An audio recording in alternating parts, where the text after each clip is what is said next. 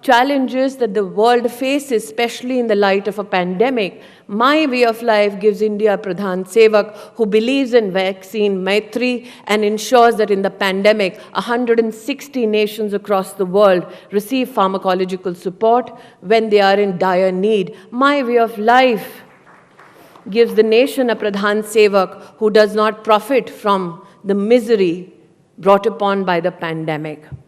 And that is why today, before I subjugate myself to a minor interrogation and onwards I go to Parliament, what does my way of life give to my country, my civilization? As a part of my civilizational history, when we speak of our motherland, was a man who was given an offer of a nation bedecked with gold. It was spoils of victory, and when Lord Ram was told that here, now Lanka is yours, Lord Ram said, Janani Janma Bhumischa Swargadapi Gariyasi, that I don't want this spoils of victory, for my Janani Janma Bhumi, my motherland, is greater than all heavens that I can receive.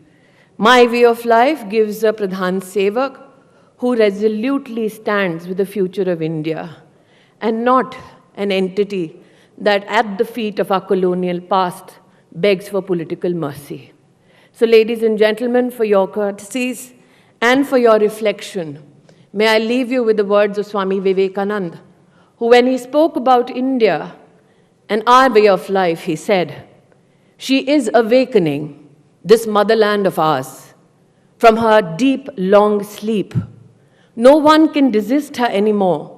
Never is she going to sleep anymore.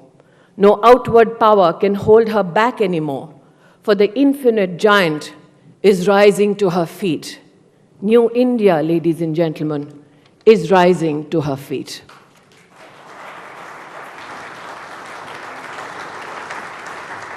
Thank you, Ms. Irani. And, I want to take it from there with your vision statement of what New India stands. You spoke of New India vis-a-vis Hindutva. Your vision statement, Minister, of what do you make of those who see a differentiation in the country between Hinduism and Hindutva? Do you see them as the same? I have just enunciated for you what my way of life is. And if there's a socio-political or economic view of my way of life, let's look at the way of life from an economic perspective. Like I said in my opening remarks, in the 70s, an economic slur was brought upon my way of life, that if you're stagnant and in need of desperate reform, you must be a part of the Hindu way of life. I think that slur was brought upon because many presumed that the Hindu who is nonchalant, who is all accommodating, who is necessarily kind, will not take umbrage to such a provocation. But I believe that is New India needled with these kind of provocative discussions. That is why I have given you the wide berth of what my way of life brings to the country. Today, when I said that my way of life talks about good health, and I speak about vaccine Maitri, and I speak about Ayushman Bharat, let's contextualize what that program means for the average Indian woman.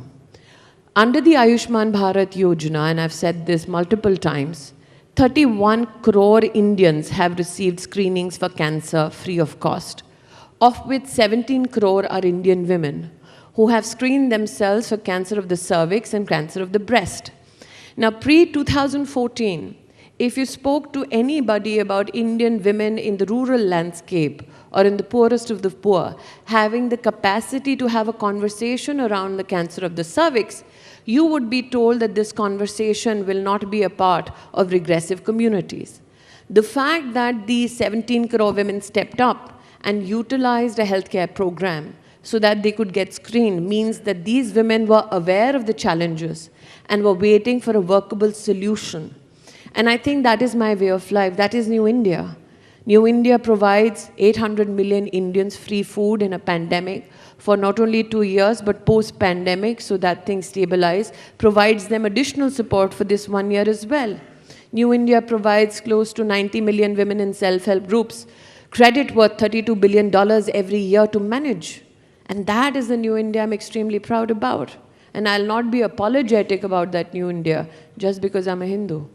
No, no. It's not about being apologetic, but I'll just take the conversation further from what you said.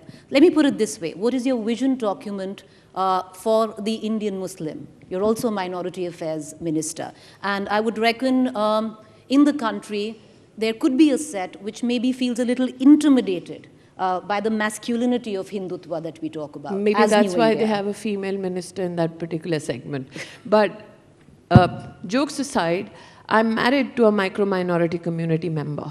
I'm married to a Zoroastrian. There are barely 55,000 of them across the world.